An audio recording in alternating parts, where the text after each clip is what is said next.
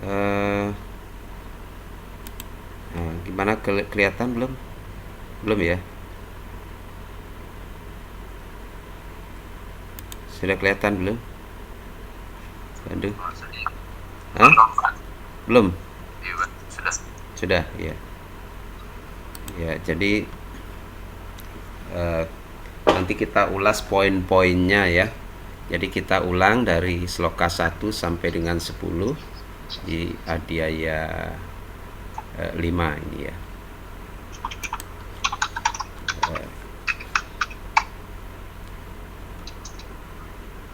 Oh, sebentar, biasanya ini tidak jalan. Oke, kita mulai.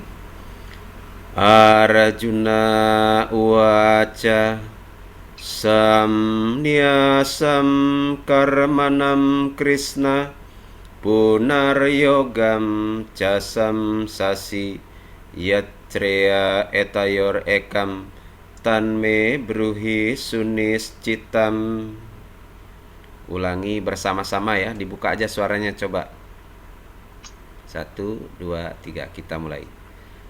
Arjuna uwaca samnyasam karmanam Krishna punaryogam casam sasi yatreya etayor ekam tanme bruhi suniscitam. Di sloka 2 Bapak dulu ya.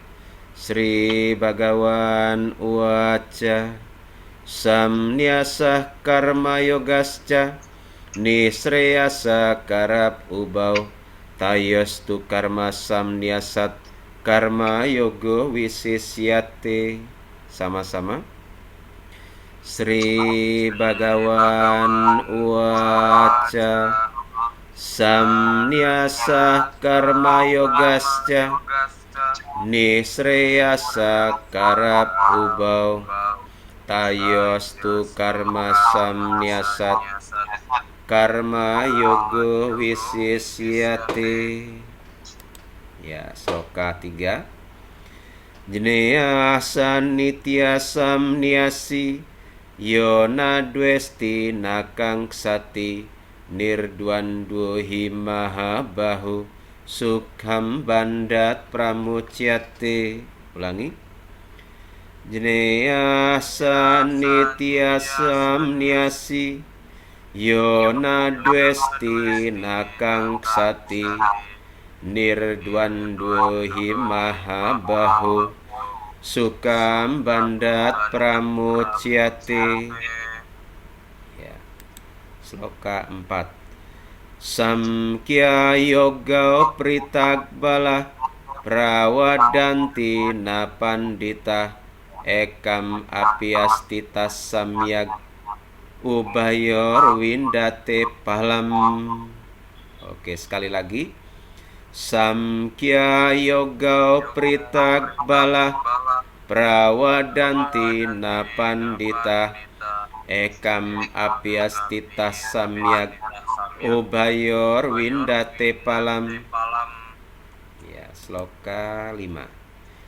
Yat samkhyaih prapyate sthanam tad yogair apigamyate ekam samkhyam ca yogam ca yah pasyati sapasyati. Ulangi. Yat samkhyaih prapyate sthanam tad yogair apigamyate ekam samkhyam ca yogam ca yah pasyati sapasyati. Sloka 6. Samnyasastu mahabahu duhkam aptum ayogata yoga yukto munir brahma nacirena digacati. Ulangi. Samnyasastu mahabahu duhkam aptum ayogata yoga yukto munir brahma nacirena digacati. Oke, sloka 7. Yoga yukto wisudatma Wijitatma jitendriya sarwa bhutatma bhutatma kurwan api nalipyate. Ulangi. Yoga yukto wisudatma wijitatma jitendriya sarwa bhutatma bhutatma kurwan api nalipyate. Selanjutnya sloka 8. Naiwa kincit karomiti yukto manyeta tatwawit pasyan srinwan sprisan jigran asnan gacan swapan swasan. Ulangi. Naiwa kincit karomiti yukto manyeta tatwawit pasyan srinwan sprisan jigran asnan gacan swapan swasan. Selanjutnya sloka 9. Pralapan wisrijan grihnan unmisan nimisan api indriyan indriyarthesu wartanta iti dharayan. Ulangi. Pralapan wisrijan grihnan unmisan nimisan api indriyan indriyarthesu wartanta iti dharayan. Oke, sloka yang terakhir 10. Brahmani adhaya karmani sanggam tyaktva karotya lipyate nasapapena padma patram iwambasa. Ulangi. Brahmani adhaya karmani sanggam tyaktva karotya lipyate nasapapena padma patram iwambasa. Ya, yang coba Bandu coba baca yang ini sloka satunya.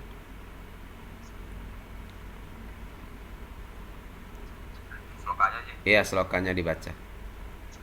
Arjuna waca sanyasam karmanam Krishna unaryogam jasam sasi yacreya etayor ekam tanme bruhi suniscitam. Ya, siapa berikutnya yang ada? Wah, ada Wah. Ya, baca slokanya bisa? Sloka pertama Sloka 2 ini, dua yang di layar. Bhagawan waca samyasa karma yogasca nisreyasa karaubau ayostu karma samyasat karma yogo wisisyate. Ya, kita coba semua mencoba ya. Nah, Gusdi coba Gusdi. Siapa? Sloka berapa, Pak? Ya, ini sloka 3 nih. Di layar kelihatan enggak? Iya. Yang di layar di Bandung ini sih macet ya. Oh, macet ya? Iya. Oh, Sama, Pak. oh macet juga. Oh, kok gitu ya ya. Stop sharing aja kalau gitu. Ya, diulang Bapak ulang lagi ya biar kelihatan. Atau mau di buku dibaca ada Gus bawah? Bawa, Pak, bawa. Iya ya. Ini karena sharingnya ini stop aja dulu.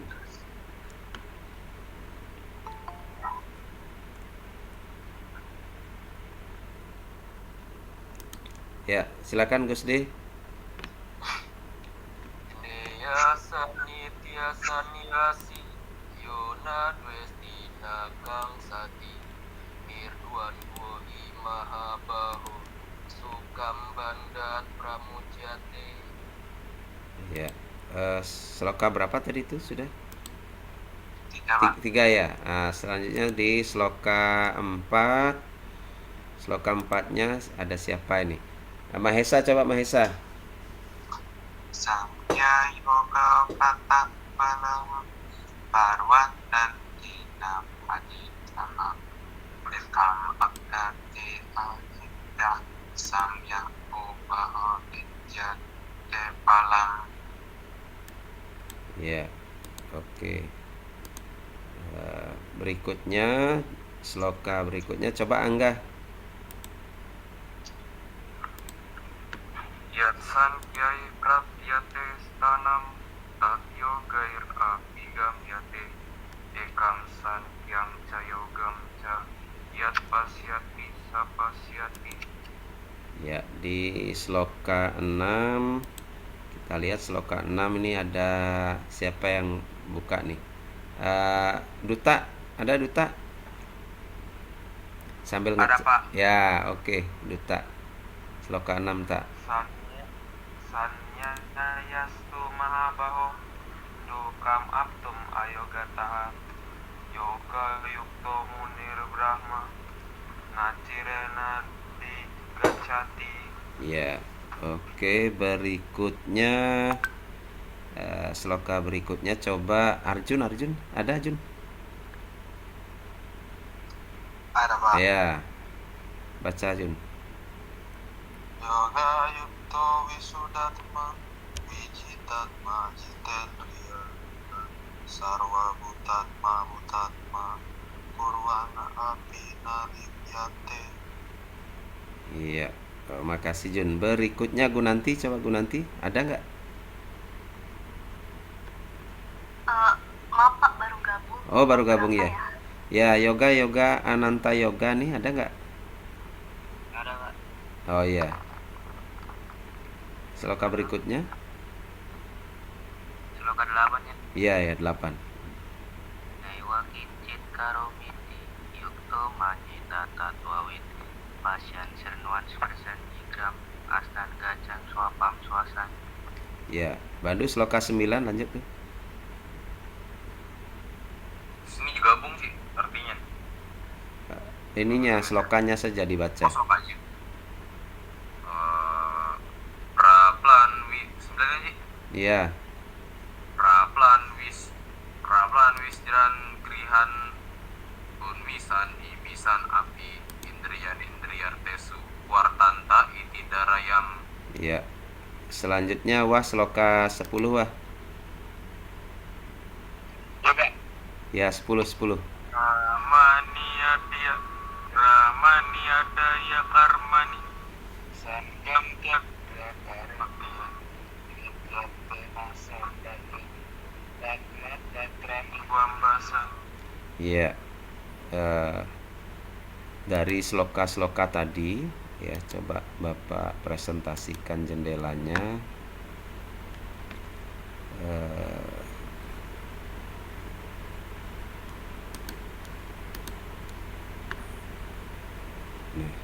Dari sloka-sloka tadi itu gitu ya. Jadi ringkasnya kelihatan sharingnya? Oh, kelihatan Pak. Kelihatan. Ya, jadi di sloka 1, nah ini ya. Nanti kan untuk arti selengkapnya bisa dibaca ya. Jadi ringkasnya di sloka 1-nya itu diawali dengan pertanyaan Arjuna gitu ya. Antara Samkhya dan Yoga mana yang lebih baik? Kemudian di sloka 2 antara pembebasan diri atau samnyasa. Jadi samnyasa itu pengikut Samkhya ya. Dan kerja tanpa pamrih ini yoga.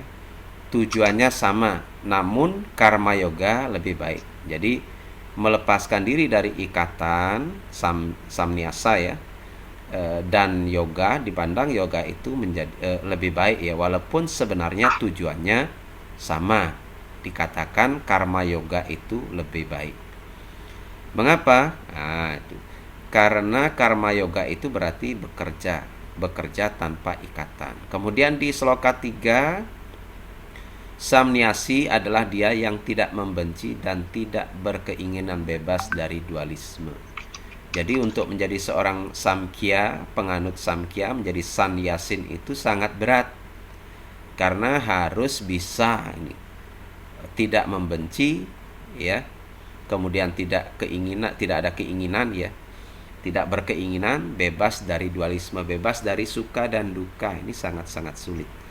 Kemudian di sloka 4-nya, dia yang melaksanakan salah satu daripadanya. Jadi salah satu, baik itu yoga maupun samkhya, itu akan memetik pahala dari keduanya. Jadi sebenarnya yang melakukan salah satunya itu mendapat pahala dari keduanya. Di sloka 5, yang diperoleh oleh seorang Samkhya, samnyasa itu ya, itu juga dicapai oleh seorang yogi.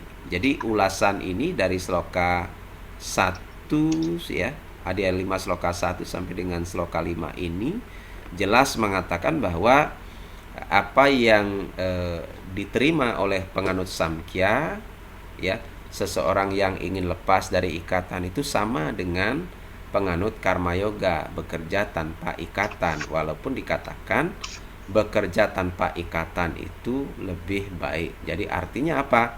Kita harus melaksanakan swadharma. Nah, ini ya. Jadi poinnya di dalam sloka ini adalah swadharma. Pekerjaan kita sesuai dengan apa? Sesuai dengan catur apa? Kalau di dalam jenjang kehidupan catur asrama.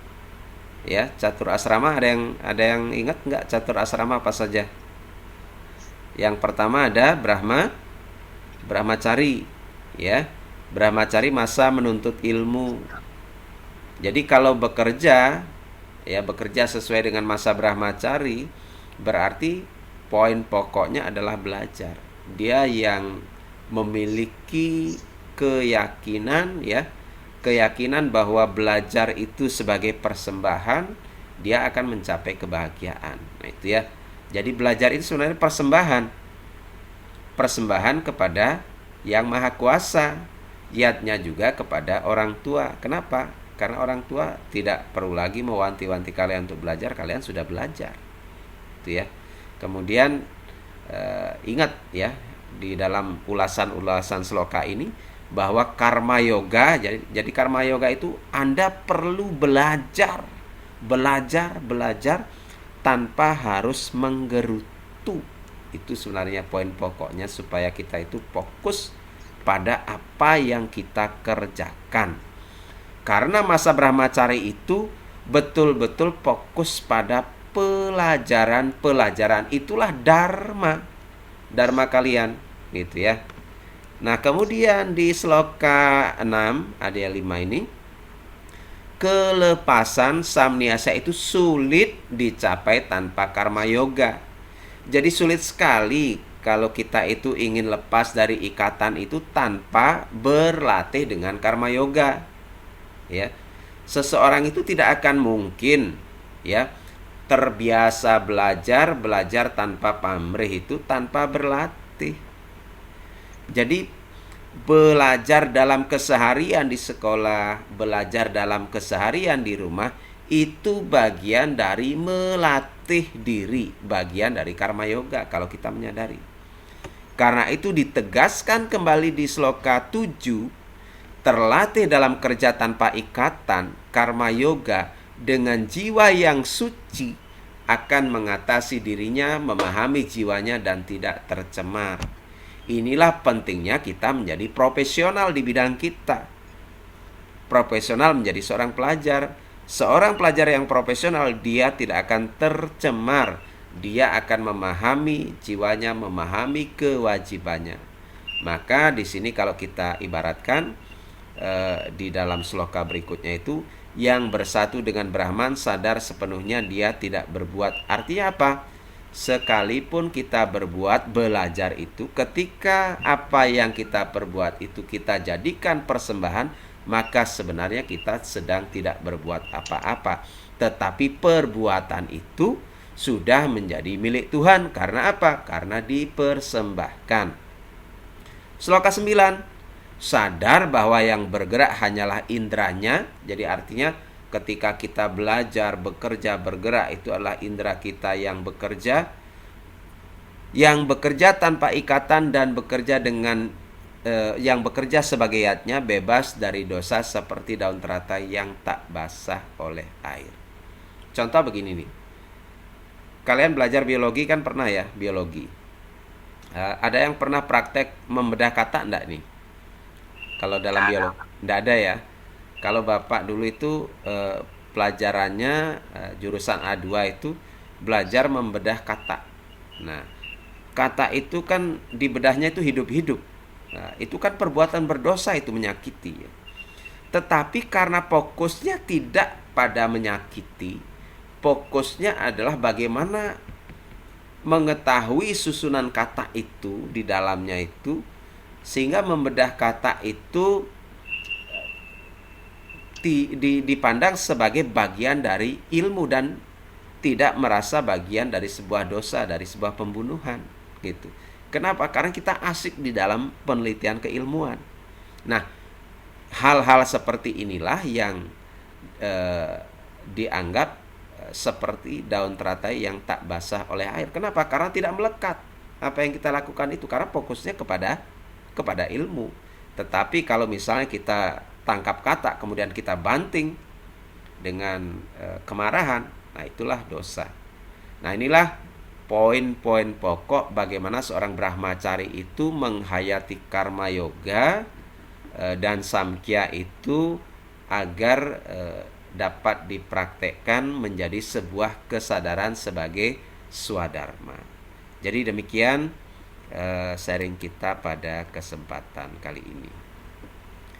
Jika ada yang ingin didiskusikan, silahkan.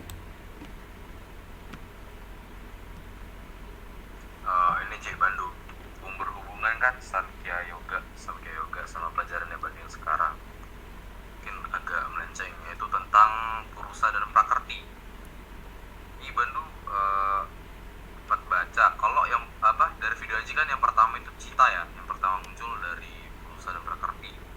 Nah, kalau di web lain itu munculnya itu Manas, Ji. Manas itu apa, Ji? Manas itu pikiran. Sama ya kayak Cita Ya, ya? cita itu alam pikiran. Kalau manah itu sudah pikiran, dia di bawah dia sebenarnya. Karena sumbernya kalau di Samkhya itu sebenarnya sumbernya di teks-teks yang ada di Indonesia itu sumbernya adalah Tattwa Jenana, Uraspati Tattwa itu sumber pokok yang ada di Samkhya itu. Jadi cita itu baru alam pikiran. Kalau manas itu ya manah itu dari cita, budi, ahamkara baru manah gitu.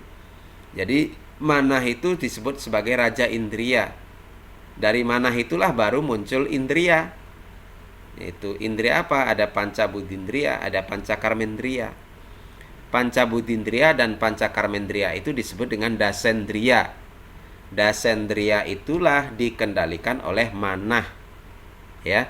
Jadi dikendalikan oleh manah. Mungkin di dalam buku itu cita itu disamakan dengan manas gitu ya. Manas, mungkin manas yang dimaksud adalah alam pikiran. Alam pikiran. Jadi bukan pikiran itu sendiri, tetapi alam pikiran. Belum berbentuk manah, belum berbentuk pikiran. Ini ya.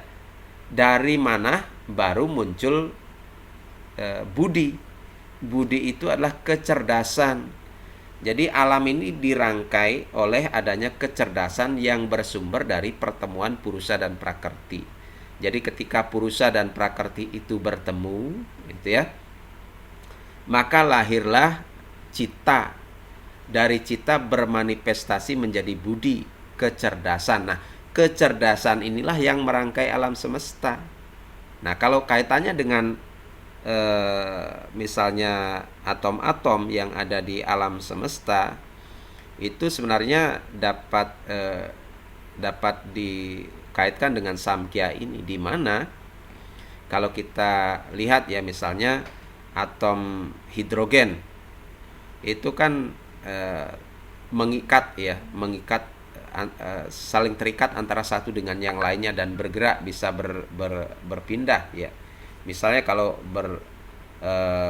hidrogen itu bersatu dengan O2 dengan oksigen gitu membentuk H2O misalnya, maka akan menjadi air dia.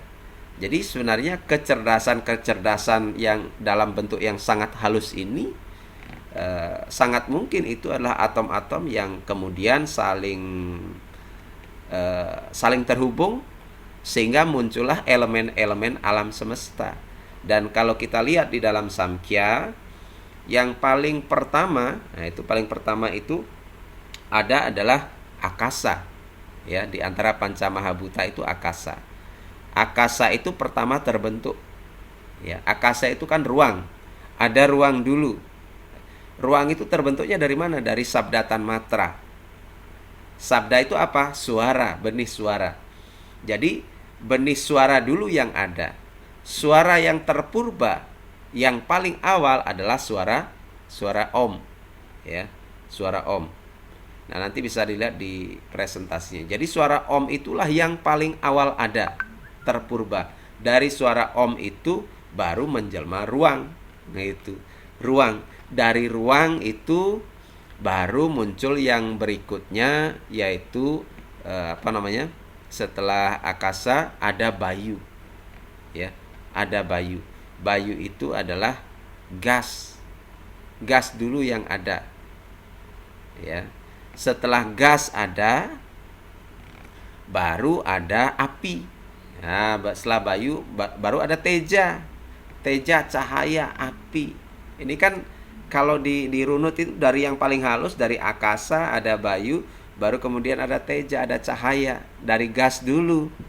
Gas cair yang membentuk matahari. Matahari itu kan esensinya adalah gas dia. Ya. Gas baru ada cahaya. Nah, dari cahaya itu, setelah cahaya baru muncul air.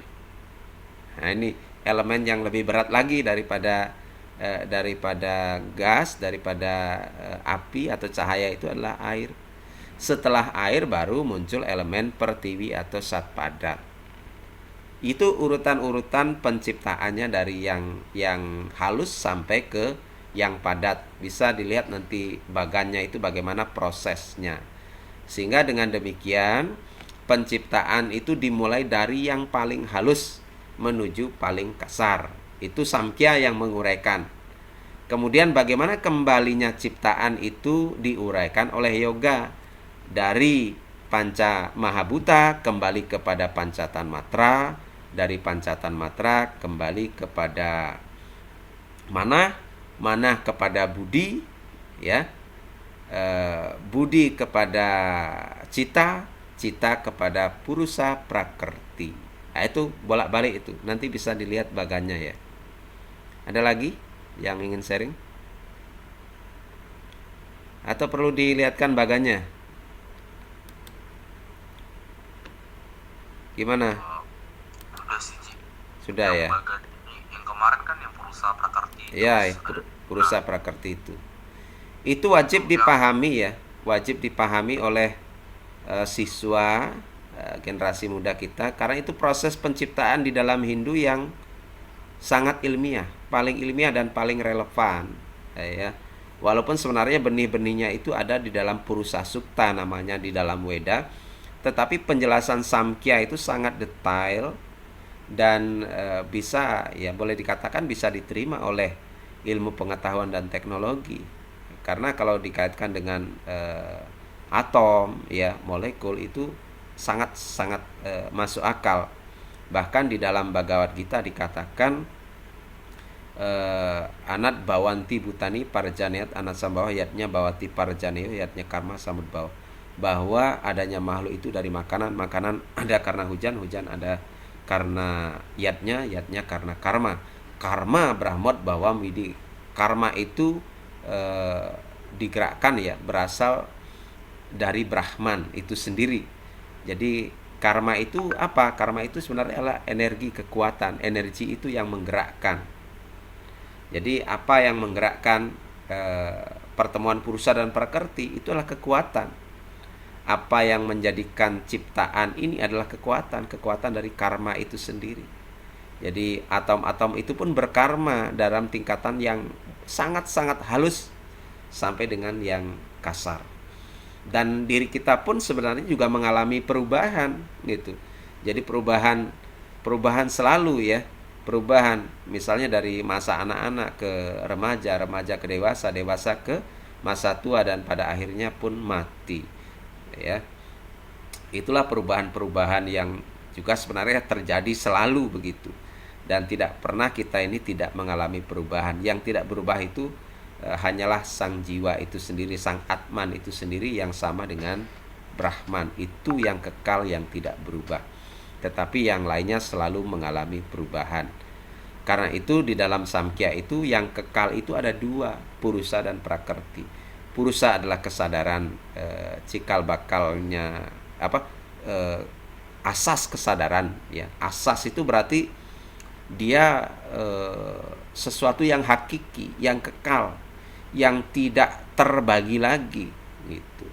Itu sudah cikal bakalnya yang paling utama. Kemudian kalau prakerti itu asas kebendaan. Asas kebendaan berarti asal muasalnya benda. Nah, itu ya. Oke, ada yang ingin disambung lagi? Boleh? Supaya efektif waktunya. Berarti ini samkhya ini masih perlu nanti mungkin di berikutnya dijelaskan lagi, karena memang untuk memahami samkhya ini tidak bisa sekali dua kali, sangat perlu mengulang gitu ya. Mengulang apalagi kalau membaca teksnya langsung ya lebih baik.